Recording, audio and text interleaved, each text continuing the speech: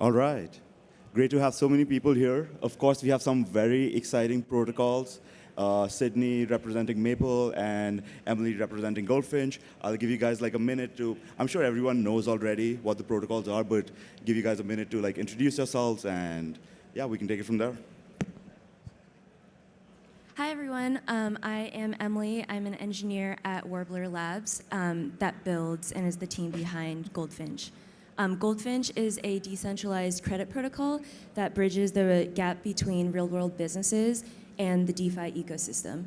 So real-world businesses can come onto Goldfinch to access capital from the DeFi ecosystem by collateralizing real-world assets. And then lenders can come onto Goldfinch to access yields generated by this real-world economic activity from these businesses.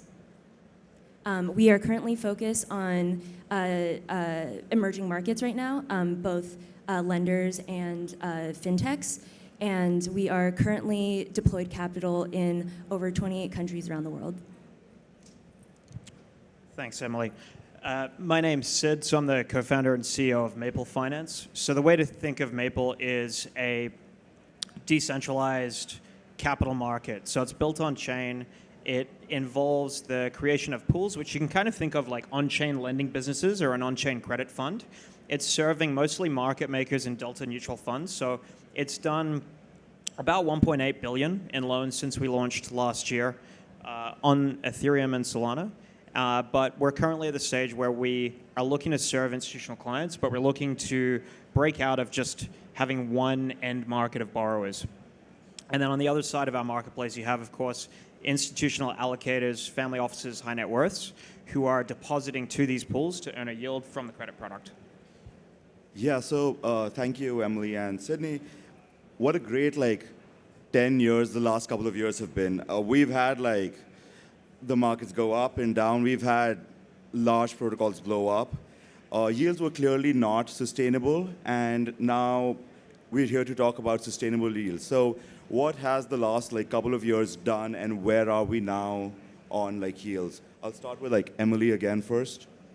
Yeah. So I think coming out of 2021 and the beginning of 2022, there is a lot more healthy skepticism with yield that is not backed by real world or by intrinsic value. And we've seen a lot of projects that have promised yield based on being kind of a self-referential speculative product. But I think coming out of 2021 and 2022, people are going to look for more stable and reliable yield. And Goldfinch aims to provide this by providing yield generated by real-world economic activity. And although Goldfinch is built on DeFi rails, it's inherently very resilient to on-chain market volatility because its yield is generated from real-world businesses that are growing off-chain. Yeah. Sidney? Cool. So 2021, yields were obviously a lot higher, but there was a different source for them. So yields were largely coming from token emissions, and this is kind of based off of applications or protocols. Maple is a protocol, Goldfinch is a protocol, we each have a token. The tokens were issued as a liquidity mining program. But this was based off of the L1 idea that you emit tokens as a form of security budget, and that's going to happen because stablecoins were an application built on top of L1s. So when DeFi summer arose in 2020 and into 2021, you had this persistence of yields that were perhaps a combination of some fees, and that might be in stablecoins, but then largely denominated in the native governance token of whatever protocol you're participating in. So that persisted for a long time. Treasuries were distributing a heavy amount of these tokens, but over time what you saw is with the collapse of Luna and also the, the depletion of secondary markets for this, the appetite from investors and allocators for that kind of compensation just dropped dramatically. And so you've seen now the protocols that have persisted in giving yields, like Goldfinch, Maple, it's now coming largely from the underlying usage of the protocol. So we have borrowers that use Maple. They take out a loan, the loan generates profits for their business, and then they pay back in USDC. And that now serves as almost all of the yield that's coming through Maple. There's very little in the way of token emissions. Goldfinch also has borrowers who are paying interest, and you've seen that there's been a very small number of protocols that have been able to persistently pay out yield, but it has to come from underlying use of the product. It can't just be token emissions. And so in 2022, we've seen all of those other competing sources of yield fall away. Yeah, I think in the bear markets, things start making sense. So now we're getting yields that make sense instead of them being like highly inflationary token emissions. So that's absolutely right. And like, I think both of you brought up how, you're lending to protocols that are, or lending to institutions that have like real world usage. So how do we do that with all the DeFi ethos of trustlessness, and how do we like execute this without repeating the same mistakes that centralized lenders that we saw blow up as well, what they faced? So Sidney, if you can go first. Yeah, so taking the first part of how do we generate persistent yields? So you need to look for businesses that have basically profitable margins and consistent operations. So in Maple's case, the underlying borrowers are market makers. They borrow to provide liquidity on exchanges. So they are paid in rebates and trading fees for effectively providing execution to any retail user of Coinbase, FTX, Binance. But so this yield is persistent because these guys remain profitable, and they have been through 2021 and 2022. But the question is, can you expand this borrower set without incurring the kind of risks that the centralized lenders took on? And so what was happening with the centralized lenders was they had two lines of business. So you have over-collateralized and under-collateralized loans. And what happened was that there was a decline in credit risk because there was a large appetite to increase your loan book. So lend a larger loan to a borrower who was really good in the good times.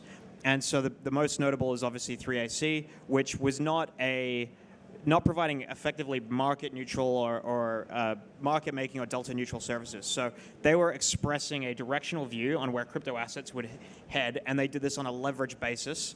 And so when the market turned against them, they were uncovered.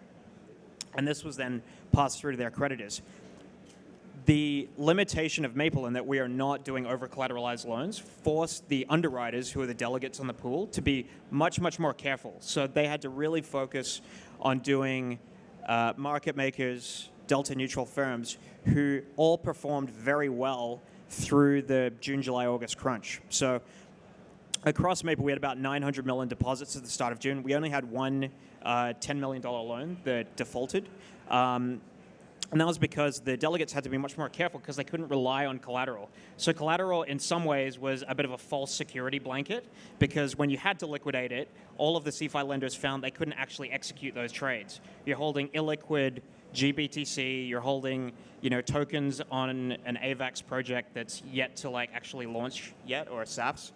And so I think the key is continued transparency. So you have to see who is borrowing, how much of the pool they are, and then also the non-custodial nature. So on Goldfinch and on Maple, the pools are non-custodial, and that means that if there is a danger in another part of that underwriter's business, it doesn't get passed through to the depositors. Long answer. No, that makes sense. Emily, do you have a take on this? Yeah, I guess I can add a piece on the trustlessness and transparency aspect of it.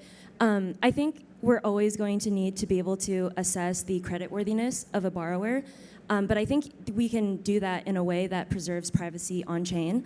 And while it's going to be increasingly more important to preserve privacy on-chain, I think it's also going to be increasingly more important for loan originations and repayments to also happen transparently on-chain, so that people know where their money is going and they can see the flow of funds when they actually deposit money into a protocol. And this allows other participants to actually build a credit history on-chain as well. Yeah, I mean, I think those are great points. So are we recreating centralized finance on-chain, or are we helping centralized finance maybe with DeFi and adding some elements to centralized finance where they lag.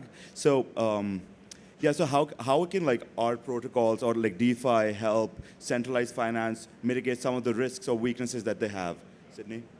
Yeah, I can start with that. So I think absolutely DeFi can help with some of the shortcomings of centralized finance. So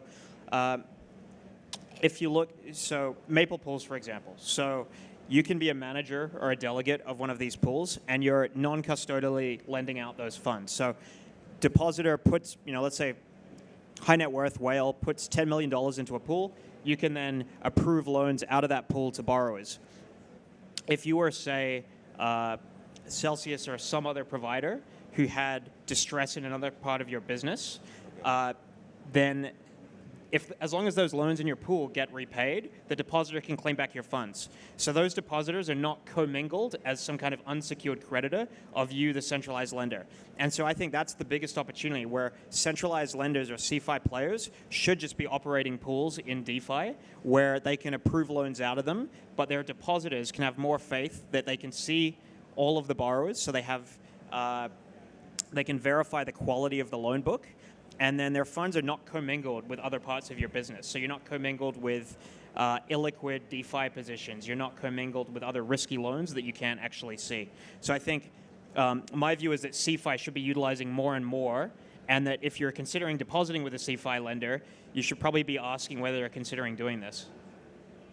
Yeah, that makes sense. Emily, I know Goldfinch does like KYC and AML in like every aspect of like the of the protocol. So if you're a lender, you need to, pass KYC AML. If you're a borrower, you need to do that as well. If you're a part of the governance, you need to do that as well. So how do you see KYC AML playing out more? And do you think it's like sort of, again, is it like consistent with DeFi ethos? What if someone wants to protect their identity, not necessarily, announce that they're, that they have like X amount of funds in their wallet?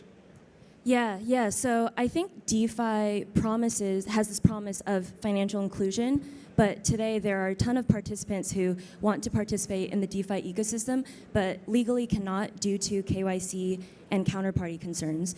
So I think KYC and AML actually unlocks a huge group of new participants into the DeFi ecosystem, and is very aligned with sort of DeFi's ethos of financial inclusion. And kind of like I mentioned before, of course what's going to be important when you start KYCing people is that you preserve privacy on chain. So there are ways where you can verify that the person is who they say they are, verify that they're creditworthy all off-chain, and then the only thing that you store on-chain is that you've done this check, you've verified them, and they are someone who can lend or borrow on the platform. So that's what Goldfinch does today. Yeah, I think like perhaps like ZK proofs eventually can like help with that too, right? So whether you're from a restricted country or not, and that should be like good enough. Have you thought about how like, so you obviously spoke about a whale putting in $10 million, and they may know what they're doing, but someone else may be putting in only like $1,000 or $10,000. Do you believe that the users lending to these pools or like an African fintech understand the risks that the pools represent, or what can be done to educate them better?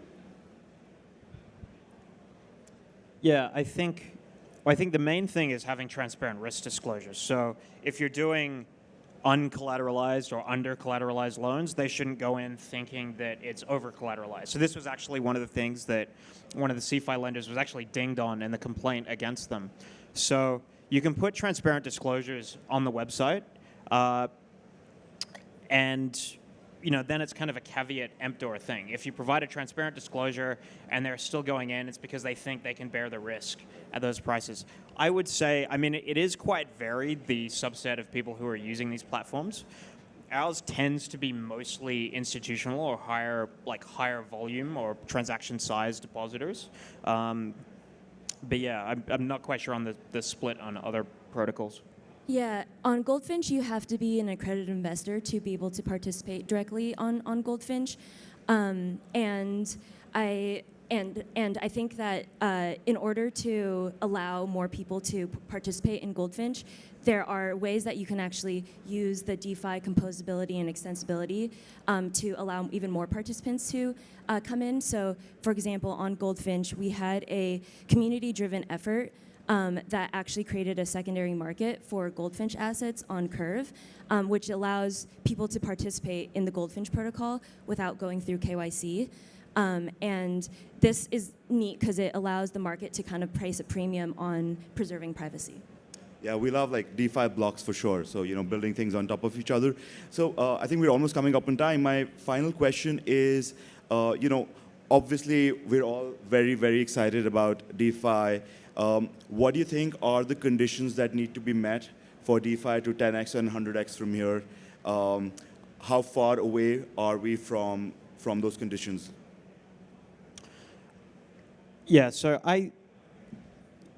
there's a couple of different philosophies about DeFi. One is that everything needs to be permissionless or trustless or algorithmically decided. I view DeFi as it's a 10x better way to run a financial business. So in our case, it's a lending business. It's much easier to pool capital, send out loans, collect the repayments from the loans, and pass it back to the people who funded them by being able to program smart contracts. So I think when we look at that, the best way for us to showcase how much better that is to be able to do an apples-to-apples comparison, which means that we need to be able to serve borrowers who otherwise might look at going to a bank or another, like a credit fund or something. And to do that, the key blocker has been on and off ramps. So there isn't really a good set of products that people could use to get into USDC and interact with a smart contract protocol like Maple. A lot of the banking as a service providers are very underdeveloped, and I think as this product or on-ramp develops over the next 1 to 2 years, you'll see the number of participants in DeFi 100x from here. Yeah, and just to add on to that, I think DeFi needs to kind of meet the users where they are and understand that they are also playing within their own system, especially their own legal system. So beyond kind of the KYC AML that we've talked about, I think that that's basically one of the major requirements for onboarding a lot more users onto DeFi. And I think it's great that there's a lot of excitement and a lot of development in kind of DeFi native ideas like GameFi or NFTs. But just for comparison, the global gaming industry is about $180 billion, and the global debt market is currently $120 trillion. So there's like an order of magnitude larger opportunity there. And even though it might be boring, it is a really, really essential kind of financial market that we have to go after. And I think that's the most efficient way we're going to 10x and 100x DeFi. Thanks a lot, Emily and Sidney. I think we can end it on that. This was a great panel. Thank you to the audience. Thank you. Thanks, guys.